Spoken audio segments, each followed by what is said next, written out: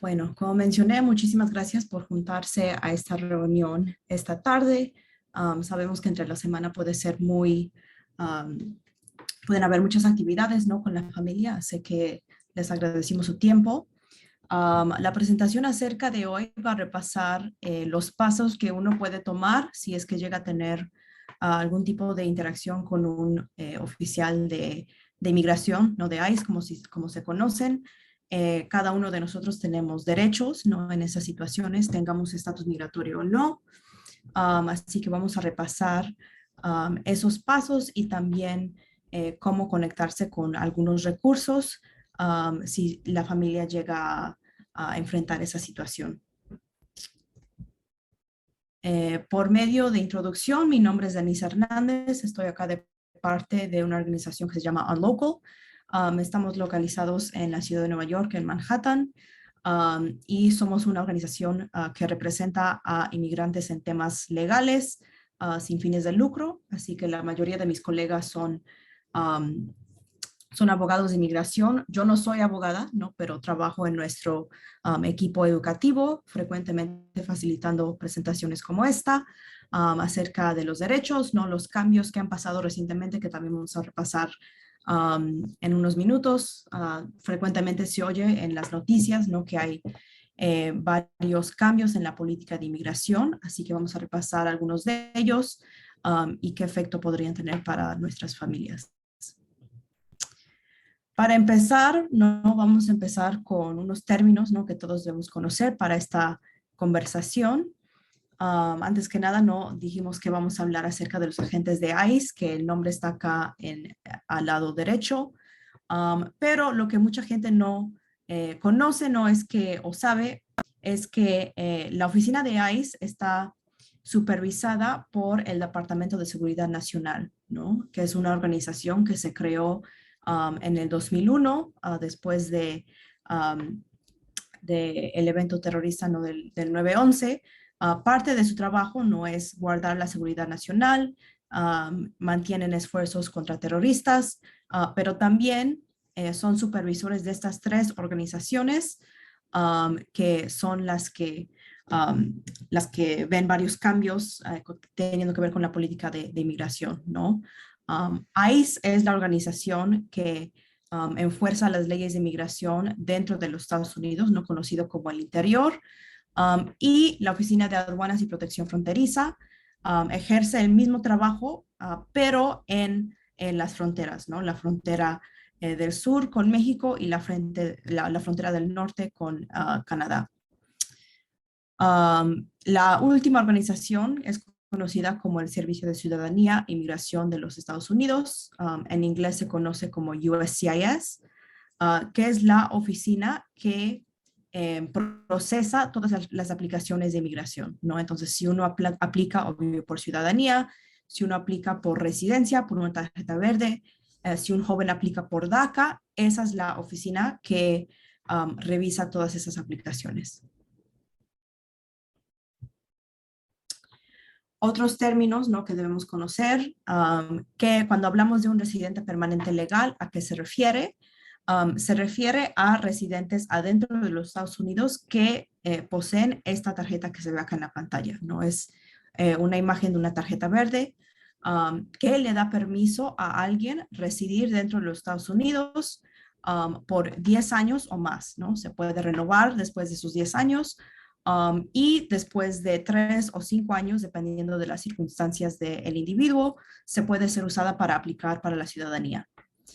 En cambio, alguien que es indocumentado, ¿no? Que no tiene estatus migratorio, que no tiene la residencia, tampoco tiene una visa, no tiene algún otro tipo de estatus acá dentro de los Estados Unidos, es alguien que no tiene ese documento, ¿no? Ni tampoco tiene una visa, no tiene un documento que les ofrece permiso, ¿no? Residir y trabajar dentro de los Estados Unidos. Entonces, alguien que no tiene estatus legal acá en este país. Ya que repasamos esos temas, van a ser muy importantes para nuestra conversación acerca de las interacciones con agentes de ICE, pero vamos a repasar unos cambios en las leyes de inmigración que han pasado por los pasados años y en unos casos unos meses. Frecuentemente recibimos la pregunta de qué es la actualización con el programa de DACA, ¿no? El programa de acción diferida que fue creada en el 2012 bajo el presidente Obama. Bajo el último presidente no hubieron muchas pausas en el programa aceptó nuevas aplicaciones por un periodo de tiempo, pero la actualización bajo esta administración es que actualmente el programa no está aceptando solicitudes nuevas.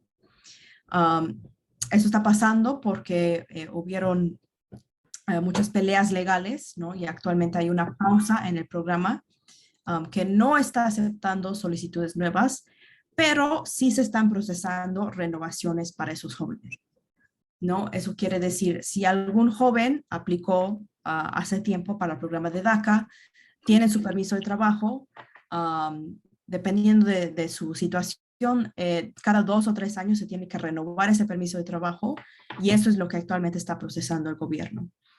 No los que trabajamos en temas de migración están empujando, ¿no? Que esta administración nuevamente abra ese programa para que nuevos jóvenes puedan aplicar y acceder a ese permiso de trabajo, pero actualmente eso se queda por ver.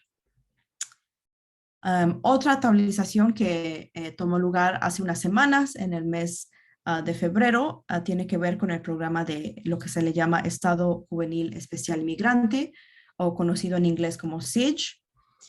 Es un estatus migratorio, una protección que se les ofrece a los jóvenes, ¿no? Menores de 21 años que han sido abandonados, maltratados por uno o los dos de sus padres, ¿no? Esa protección se le extiende a los Estados Unidos, ¿no? Porque los jóvenes son muy vulnerables, ¿no? Y se les quiere ofrecer, después de varios pasos, ¿no? Una parte de ese proceso se procesa en la corte familiar, la otra parte se procesa por medio de la corte de inmigración. Y después de esos pasos se les ofrece una residencia, una tarjeta verde a esos jóvenes. La actualización es que hay varias pausas, ¿no? Que han tomado lugar en ese programa. Una aplicación puede llevar a tomar hasta 4 o más años para completarse y procesarse. Y en ese tiempo los jóvenes se quedan sin ningún tipo de protección. Entonces, el cambio que tomó lugar hace unas semanas es que ahora esos jóvenes, mientras se está procesando su aplicación para el estado juvenil, van a ser ofrecidos lo que se les llama la acción diferida, parecida a lo que existe bajo el programa de DACA. Quiere decir que esos jóvenes están protegidos de deportación, se les ofrece un permiso de trabajo, y ese permiso es válido por un periodo de 4 años mientras esperan que se acabe de procesar su aplicación. Y eso se ofreció otra vez porque una aplicación frecuentemente toma varios años por procesar y completarse. Así que es un cambio muy bienvenido para esos jóvenes que se están procesando por medio de ese programa. La última actualización, ¿no? Que también se tomó lugar hace unas semanas, tiene que ver con el programa de TPS, ¿no? O el Estado de Protección Temporal, que es un estatus migratorio que se les ofrece a individuos que vienen de países que han sufrido algún tipo de crisis, no sea humanitaria, del ambiente o debido a guerras, ¿no? En el caso ahora de Ucrania. El cambio es que se extendió el programa de TPS a los países de Afganistán y Ucrania. Actualmente el programa está vigente para varios países de Centroamérica, pero ahora va a haber un periodo de lo que se le llama un periodo de enrolar para los que están entrando de ambos de estos países a los Estados Unidos. Actualmente, no especialmente en el año pasado, para los que tienen TPS de países centroamericanos, es que frecuentemente el futuro de esos programas está en varios cambios porque como se ve por medio del nombre, ese estatus está designado para ser temporal, Así que por periodos el gobierno federal tiene que otra vez otorgar, ¿no? y extender esa protección temporal a esos países. Así que especialmente en el año pasado vimos varios de esos extensiones, ¿no? para esos países. Así que el estado de TPS sigue en vigor para esos países también. Conforme procedemos con la presentación, si tienen alguna pregunta, por favor, no tengan duda al alzar la mano si quieren hacer una pregunta, no y quieren prender el micrófono y hacerla, o la pueden escribir por medio del chat. Definitivamente no es interrumpir, ¿no? Y le ofrezco la bienvenida a cualquier pregunta que tengan acerca de los temas que vamos a hablar. Ahora, para hacer una transición a las interacciones con agentes de ICE, vamos a repasar unos lugares frecuentes donde los individuos llegan a ver, ¿no? que los agentes de ICE están haciendo o arrestos, ¿no? o están deteniendo a las personas. En el pasado hemos visto, ¿no? que hacen redadas, ¿no? en los lugares de empleo. Frecuentemente eso no se ve en las ciudades metropolitanas como la ciudad de Nueva York, pero se ven en sitios tal vez más rurales, especialmente en el interior del país de los Estados Unidos, que hacen redadas en lugares de trabajo. También hemos visto que hacen a veces visitas, ¿no? al hogar. Si han identificado donde un inmigrante que están buscando detener reside, hacen visitas al hogar, sea casa o apartamento, y vamos a repasar lo que se puede hacer en esas instancias. Y también hemos visto que hacen algunas veces arrestos en los tribunales del estado de Nueva York. ¿Por qué? Porque cuando alguien tiene una cita en algún tribunal, sea por casos tal vez que no tengan que ver nada con inmigración, no sean casos civiles o criminales, esa persona está citada, ¿no? para aparecer en la corte en una fecha específica, en una hora específica, y en el pasado los agentes de ICE estaban usando eso como una herramienta para poder arrestar a los individuos, ¿no? Ahora, precisamente por eso, el año pasado, el estado de Nueva York extendió protecciones a todos los tribunales del estado de Nueva York. Eso quiere decir que anteriormente no mencionamos que los individuos estaban siendo arrestados cuando se aparecían para su cita en la corte. Eso ya no es permitido en todo el estado de Nueva York. Ahora, para hacer un arresto, los agentes de ICE deben presentar lo que se llama una orden judicial, que es un documento muy importante que vamos a repasar en unos minutos. Una orden judicial esencialmente es un documento firmado por un juez que autoriza ese arresto y frecuentemente búsqueda de esa persona. Y sin ese documento ya no se pueden hacer arrestos dentro de los tribunales del estado de Nueva York. Aún más, ¿no? Se extendió otra protección aparte de esta acción legislativa que también protege a los inmigrantes cuando están en camino a los tribunales, ¿no? Y también saliendo de los tribunales, ¿no? Así que para poder ejercer esas oficios muy importantes, existen protecciones en camino, ¿no? Dentro del edificio y saliendo de esas oficinas estatales también. Ya que hemos hablado un poco acerca de los agentes de ICE, a dónde es que hacen los arrestos, vamos a repasar cómo identificarlos, ¿no? Entonces, es muy importante poder distinguir entre los agentes de ICE y los que simplemente son agentes de la policía, ¿no? Sé que varios de ustedes tal vez estén localizados en Long Island, ¿no? Y tal vez los oficiales de la policía tengan diferentes uniformes. Acá en la pantalla tenemos el ejemplo de policías de la ciudad de Nueva York, ¿no? Pero aún así los puntos que vamos a repasar se pueden aplicar a todos los agentes de la policía. Se pueden identificar, ¿no? Precisamente por los escudos que llevan en su uniforme, ¿no? Acá podemos ver que estos agentes acá tienen el escudo en el brazo, también tienen su número de oficial, que frecuentemente todos los policías lo tienen en todo el país, su su placa que les identifica por su nombre, su apellido y su número de oficial. En cambio, los agentes no llevan esa, pero frecuentemente simplemente llevan un chaleco, como se ve um, acá en esta pantalla. Um, que dice si es que se identifican es.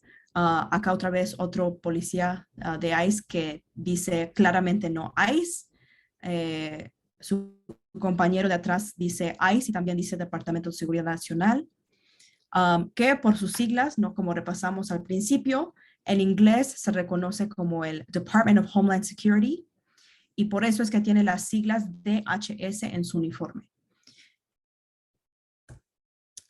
Por último, ¿no? Acá tenemos otra foto de policías de la ciudad de Nueva York. Como mencionamos, acá de cerca tiene su escudo, ¿no? Su apellido y su número de oficial.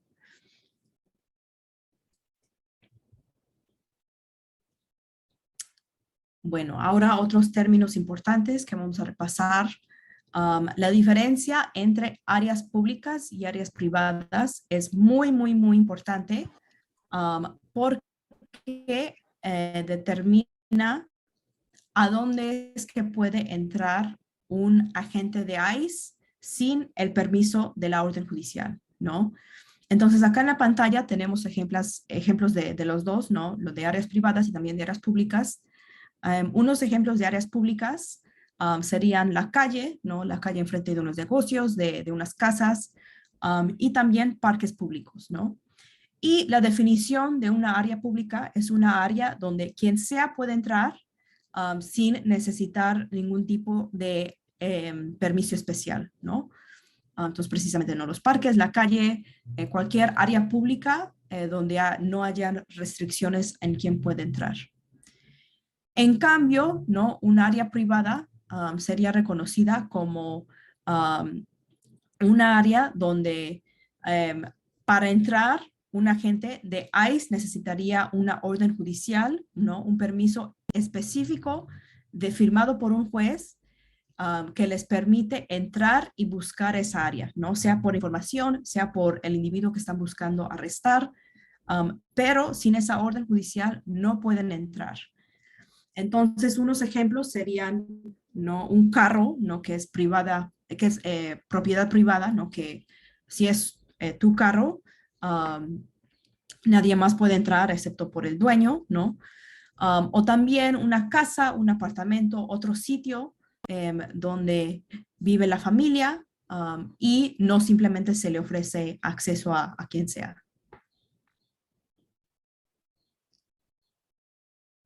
Dentro de estas dos definiciones, ¿no? Hay unas áreas que aún las escuelas públicas, los lugares religiosos, sean iglesias o de otras fes, los hospitales, aún no son reconocidas como áreas públicas, ¿no? En cambio, estas son reconocidas ahora después de un memorando que publicó la oficina del presidente Biden. Ahora son conocidas como áreas protegidas, a donde el Departamento de Seguridad Nacional y los agentes de ICE por lo general no ejercerán las leyes de inmigración. ¿Por qué? Porque el gobierno federal reconoce que estos sitios ofrecen servicios muy críticos, ¿no? A las comunidades inmigrantes y todos tienen el derecho al poder acceder a esos servicios sin tener miedo de ser detenidos o arrestados. Entonces, por esas razones, los hospitales son protegidos, así que uno puede solicitar servicios médicos dentro de los hospitales sin miedo, ¿no? Las escuelas son protegidas, eso incluye el pre-kinder, ¿no? Los grados de kinder a 8, y ahora hasta incluye los sitios de universidad, ¿no? Las universidades, los colegios y los colegios comunitarios también. Así que otra vez, esas áreas son protegidas y por lo general, los agentes de ICE no ejercen las leyes de inmigración en esas áreas. Ahora, vamos a regresar a este tema, pero vamos ahora a repasar. No hemos hablado de esta orden judicial, que es el documento firmado por un juez que se necesita para poder entrar a una área privada. Acá en la pantalla tenemos una imagen de exactamente cómo es que aparenta ese documento, ¿no? Podemos ver hasta arriba del documento la agencia que publicó este documento, dice Supreme Court of the State of New York, dice la Corte del Estado de Nueva York, y hasta abajo pide la firma de un juez de la Corte Suprema, ¿no? Podemos ver acá en amarillo que está subrayado. Por esos dos puntos se puede determinar que es una orden judicial, ¿no? Porque fue a dónde es que trabajan los jueces, ¿no? Trabajan en las cortes. Ese documento fue publicado por una corte y sería firmado por un juez del estado de Nueva York. Acá tenemos otro ejemplo, ¿no? De otro estado, otra vez hasta arriba. Acá dice corte de un distrito del estado de Minnesota. Otra vez es firmada por un juez, ¿no? Acá dice United States Magistrate Judge. Judge quiere decir juez, ¿no? En inglés. Y así se puede identificar que en sí fue firmada por un juez. En cambio, no, acá tenemos en la pantalla lo que se le llama una orden judicial falsa, ¿no? Porque frecuentemente puede ser que los agentes de ICE presenten un documento, ¿no? Que están tocando en la puerta de alguien, presentan un documento que quiere aparentar como orden judicial, pero en sí no lo es, ¿no? ¿Y cómo podemos distinguir la diferencia? Bueno, otra vez vemos hasta arriba del documento, ¿quién publicó ese documento? ¿No? ¿Cuál es el titular que aparece al principio? Acá se ve que se publicó del Departamento de Seguridad Nacional, ¿no? Otra vez se ve que dice Department of Homeland Security. ¿Esa es una corte? Pues no, ¿no? Es la oficina central que supervisa a la oficina de ICE. Acá podemos ver si nos acercamos de cerca que pide una firma, pero no es una firma de un juez, ¿no? Si en cambio dice que es una firma de un oficial de inmigración. Efectivamente, este documento es un documento interno, ¿no? De la agencia de ICE, ¿no? Que le está dando las órdenes a alguien para arrestar a alguien, pero no les da el poder de poder entrar a la área privada, no sea el apartamento, la casa o el carro de algún individuo. Pero frecuentemente los agentes de ICE lo presentan para engañar a la gente, ¿no? Para engañar a alguien, para que abran la puerta, les ofrezcan la entrada y así no se necesite la orden judicial y puedan entrar al hogar y poder completar el arresto.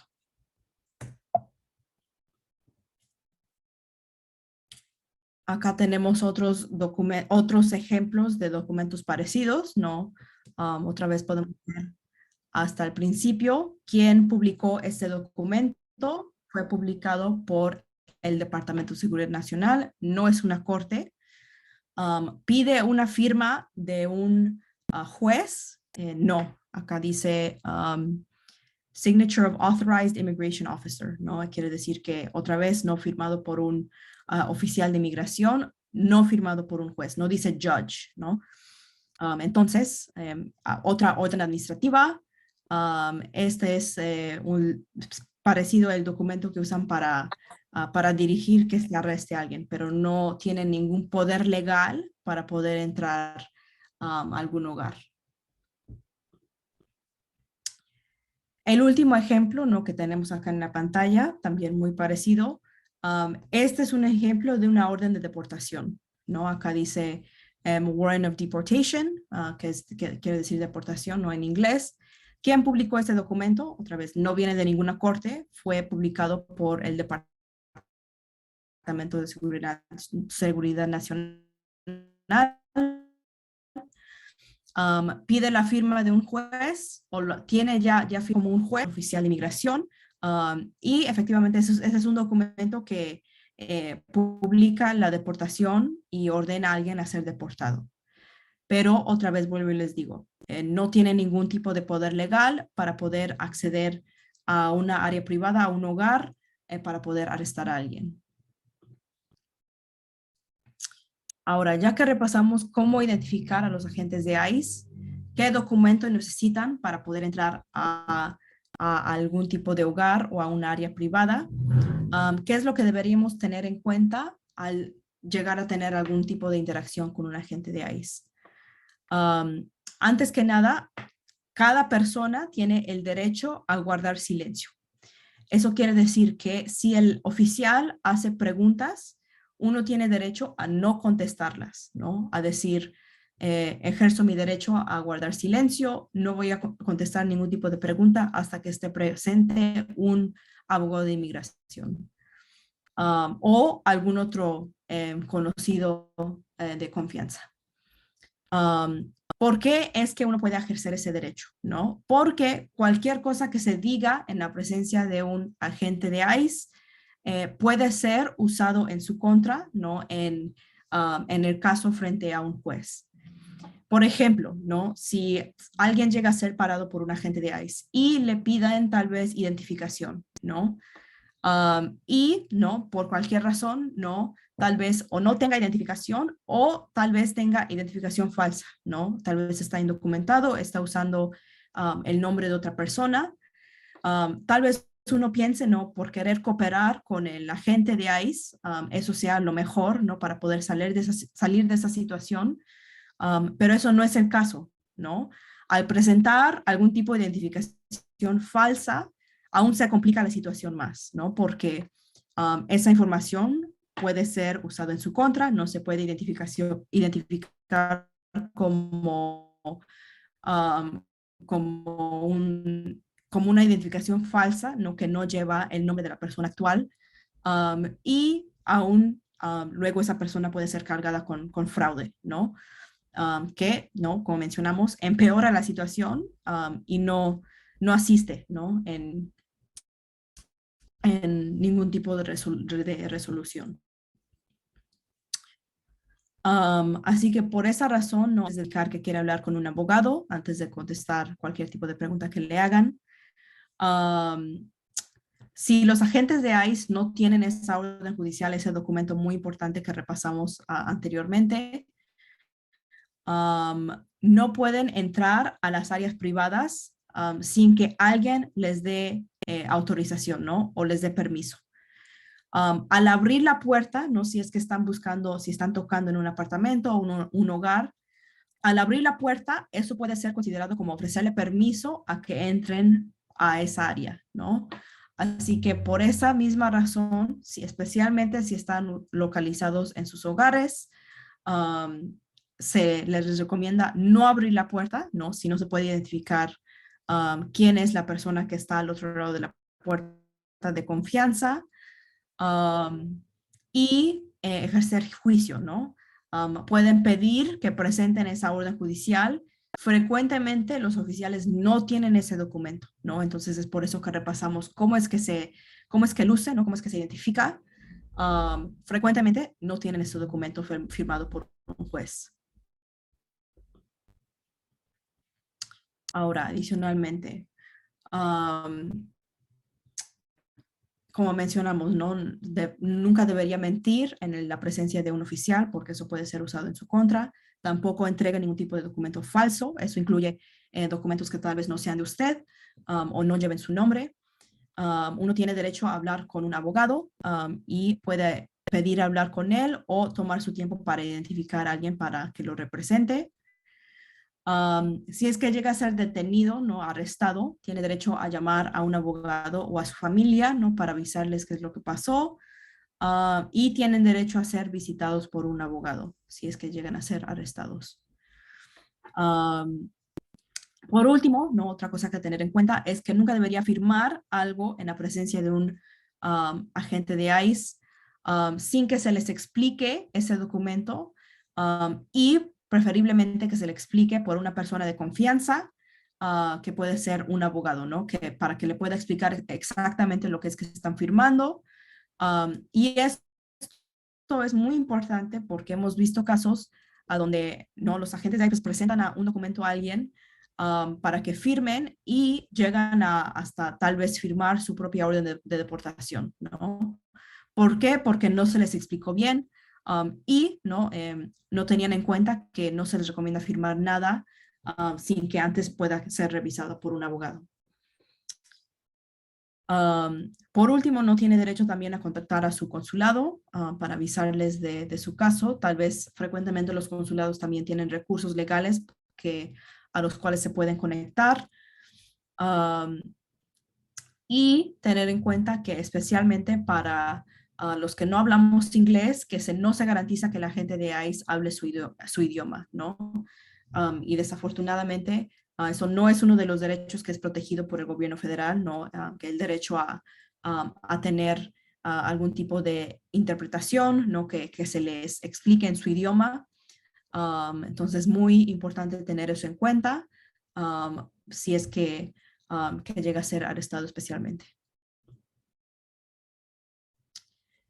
Ahora, voy a regresar. Ya que hablamos un poco acerca de cómo es que los agentes de ICE llegan a hacer esos arrestos, ¿no? Esos arrestos frecuentemente empiezan lo que se les llama el proceso de orden de deportación.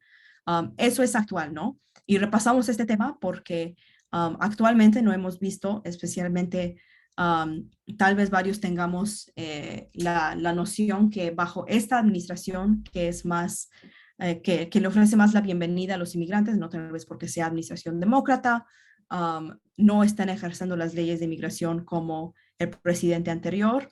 Um, Eso no es la realidad ¿no? que estamos viendo, ¿no? Estamos viendo que actualmente este presidente está procediendo, ¿no? Con los arrestos, está ordenando que el Departamento de Seguridad Nacional continúe al ejercer a las leyes de inmigración. Eso quiere decir identificar, ¿no? A los que no tienen documentos dentro del país, identificarlos y llegar a arrestarlos, ¿no? Para últimamente ponerlos bajo proceso de deportación. Así que por esa razón no es muy importante tener al alcance esta información para protegernos, para proteger a nuestra familia. Y también hay unos casos donde tal vez alguien ya tenga anteriormente una orden de deportación de hace unos años, ¿no? Puede ser que fueron detenidos al entrar por la frontera, puede ser que ya tuvieron algún tipo de arresto o interacción con los agentes de ICE o el sistema de detención. Y si por alguna razón tiene alguna duda, si ya tiene una orden de deportación en su nombre, uno puede identificar si sí o no por llamar a la línea directa de la Corte de Inmigración. Este número que está en la pantalla no se conecta con una persona, no, sino es un sistema operativo que puede ofrecerles información acerca de algún individuo, si tienen alguna orden de deportación anterior o también si tienen una cita en la Corte de Inmigración que está por venir, ¿no? Entonces es una línea automizada, la línea es segura, ¿no? Al llamar, no sé, ese no es una herramienta que usan para identificar a las personas, ¿no? Está está disponible como recurso, ¿no? Para poder identificar lo que está pasando en la situación migratoria de uno. Incluso los abogados de inmigración usan esta misma línea para poder extraer ese tipo de información para los clientes, ¿no? Que tomamos. Así que es una línea muy segura y se recomienda poder usarla como un recurso.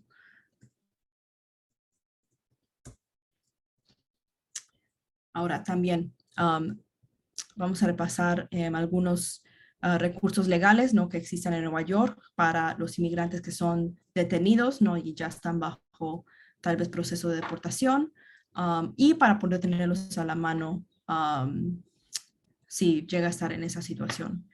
El programa de NIFAP es un programa acá en Nueva York que le ofrece defensa pública a los inmigrantes que son detenidos en Nueva York e incluso en Nueva Jersey, ¿no? Porque frecuentemente los sitios de detención están localizados para personas arrestadas en Nueva York, se los llevan a Nueva Jersey y ahí los tienen bajo detención.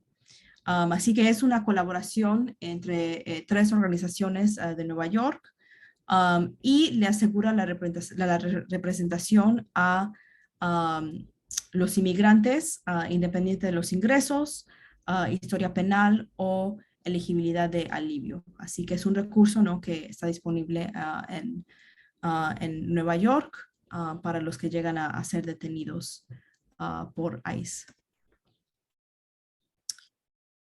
También, ¿no? Tal vez alguien puede buscar servicios de inmigración privados, ¿no? O a bajo costo, ¿no? Abogados de la comunidad que no reconocen tal vez las situaciones difíciles y pueden ofrecer algún tipo de descuento o no a costo completo. Pero unas cosas, ¿no?, que tener en cuenta al tener citas con abogados, ¿no? Es que siempre no identificar que la persona con la que están hablando en sí es un abogado de inmigración que tiene su licencia, ¿no?, para poder practicar la ley, ¿no? Si uno necesita una licencia de conducir, no, eso quiere decir que pasó por ciertos exámenes, ciertos pasos y tiene todas las habilidades de poder manejar, ¿no? Igualmente, los abogados, ¿no?, pasan por esas mismas pruebas, ¿no?, para eh, poder ofrecerle a alguien asistencia legal, ¿no? Tiene que pasar por un examen, reciben una licencia, ¿no?, que dice que pueden abrir y practicar la ley acá dentro del estado de Nueva York.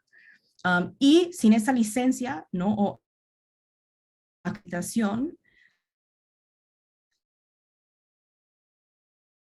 puede ser que la persona con la que están hablando, ¿no?, frecuentes públicos.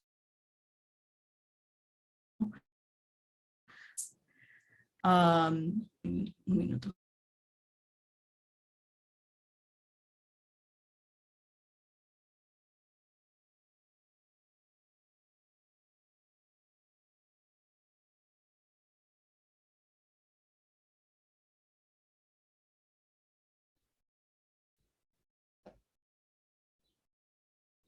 Hello. ¿Me oyen? ¿Ya me escuchan? Can you hear me okay?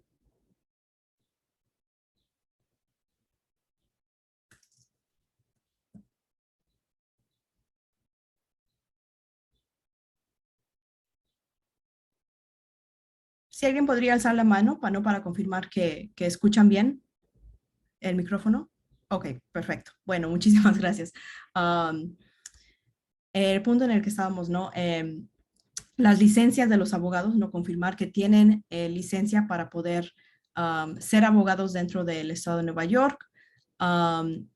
Y una vez alguien se ha identificado que sí es abogado, no sí puede ofrecer asistencia legal, es muy importante siempre hacer preguntas, ¿no? Últimamente, el abogado trabaja por usted, ¿no? Usted lo está contratando por sus servicios, sea no en temas de migración o otros temas, ¿no? Porque sabemos que hay varios tipos de abogados que asisten con varias cosas, pero últimamente el abogado trabaja por usted, ¿no? Entonces, por esa razón, le debería proveer con algún tipo de factura, ¿no? Si usted está pagando por sus servicios, exactamente por qué es que está pagando, ¿no?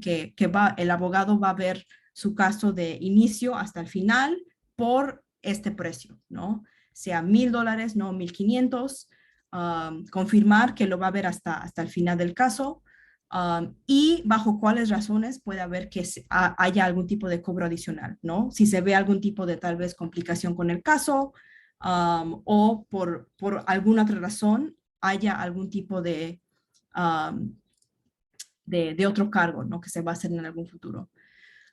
Y eso es recomendado, ¿no?, para tener un contrato, ¿no? Y un entendimiento entre usted, ¿no? Que está buscando sus servicios y el abogado. Luego vemos en nuestra oficina a personas que aún están siendo tal vez estafados, ¿no? O por los abogados, ¿no? Que les dicen, ¿no? Después de 1 año o 2 años, ¿no? Voy a necesitar una cantidad adicional, ¿no? Para seguir con tu caso. Y sin ese contrato original, ¿no? Que incluye cuáles son los servicios que se van a rendir por lo que usted está ofreciendo como pago. No tiene ningún tipo de recurso legal para poder um, abogar por sí mismo, ¿no?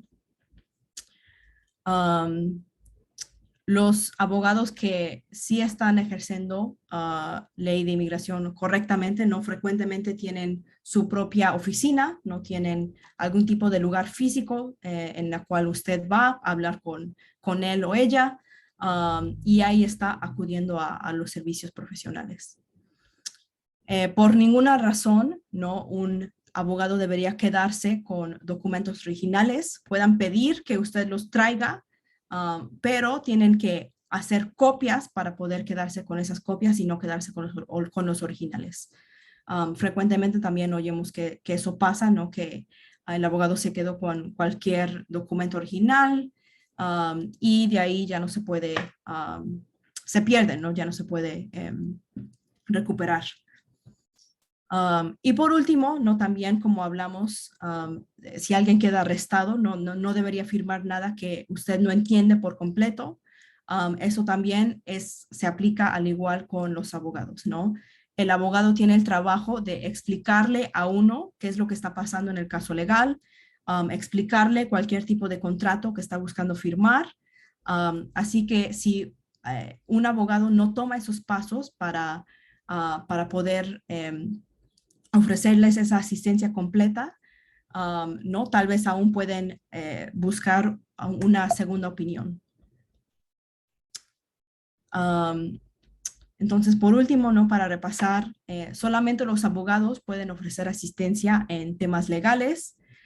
En cambio, ¿no? Otras personas que no son abogados, tal vez, por ejemplo, los notarios públicos o otros asistentes, simplemente pueden traducir documentos, ¿no? Hacer copias, certificar que un documento sea original o sea una copia, y los puede ayudar a obtener documentos o exámenes médicos, ¿no? Pero no les puede asistir en completar un formulario, ni tampoco les puede ofrecer asistencia o guiarlos en el proceso si es que no tienen licencia de abogado. Entonces, ya que hemos hablado, ¿no? del fraude migratorio, si llegan a identificar a alguien en la comunidad que tal vez no está ofreciendo los servicios que se debe, ¿no? O aún está bajo un tipo de fraude, se pueden reportar, ¿no? La línea que está acá en la pantalla, y así poder proteger a nuestros vecinos, ¿no? Y a nuestra comunidad. Y bueno, con eso llegamos al final de la presentación. Para repasar, no vamos a repasar dos de los puntos muy importantes que cubrimos dentro de la presentación. Cualquier persona puede o alzar la mano o escribirlo por medio del chat. Repasamos que los agentes de ICE deben tener un permiso específico para entrar a un espacio privado, ¿no? Un espacio privado es el ejemplo sería una casa, un apartamento, un carro. ¿Cómo es que se llama ese documento, no? Que es una orden, ¿cómo se llama esa orden?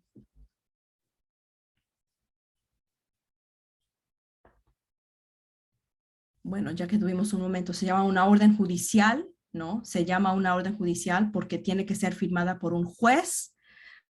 Sin esa firma de un juez, un agente de ICE no puede entrar a un área privada para ni buscar por medio de ese espacio o arrestar a alguien, ¿no? Segunda pregunta de repasar, ¿no? Si usted tiene el derecho de hablar con un abogado antes de hablar con un agente de ICE o firmar algún tipo de documento en su presencia. Y ojalá después de esta presentación, ¿no? Identificamos que la respuesta es que sí, ¿no? Sí tienen el derecho de hablar con un abogado, y nunca deberían firmar algo en la presencia de un agente de ICE sin que se les explique por completo, ¿no? Y ustedes entiendan lo que están firmando. Ya que llegamos al final de la presentación, ¿no? Les invito a hacer cualquier tipo de pregunta o duda que tienen después de la presentación de hoy. Con eso, muchísimas gracias por juntarse a la reunión de hoy. La información de mi organización está acá en la pantalla. Si nos quería seguir por medio de las redes sociales, ahí está mi correo electrónico, incluso si les gustaría comunicarme directamente conmigo después de la presentación de hoy. Y en la pantalla está el número telefónico de mi oficina, ¿no? Que como mencioné al principio, se localiza en Manhattan, en la ciudad de Nueva York. Y veo que Denise, que organizó esta presentación, también puso información acerca de unos recursos en Facebook, a los cuales se pueden también hacer clic y acceder a esos recursos también. Pero muchísimas gracias por compartir su tiempo conmigo esta tarde. Si tienen algún tipo de duda, acá voy a estar por algunos minutos para contestar algunas preguntas. Pero